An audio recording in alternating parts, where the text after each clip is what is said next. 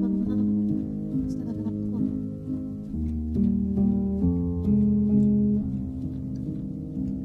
Σε αυτό το ποίημα θέλω να γράψω «Μαμά σ' αγαπώ». Δεν το έγραψα ακόμα. Να, τώρα θα το πω και θα το γράψω. «Μαμά σ' αγαπώ». Μου αρέσει όταν μου φτιάχνεις χυμό και μου κόβεις τα φρούτα και το εκτιμώ. Που μου κρατάς το μέτωπο και που μιλάς με το γιατρό. Που μου ζεσταίνεις πάντοτε το φαγητό. Μου ρίχνεις νερό στο πρόσωπο. Μαμά μου, σε ευχαριστώ.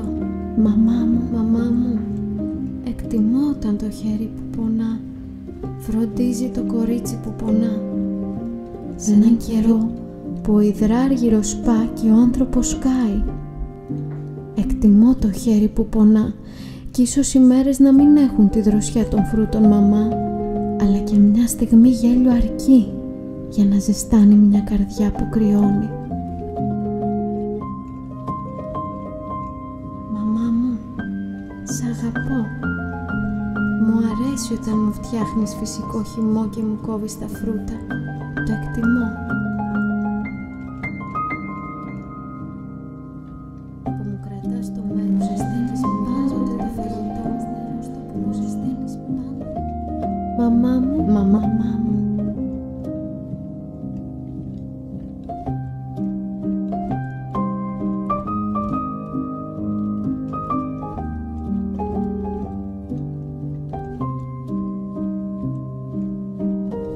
Μαμά μου, σ' αγαπώ.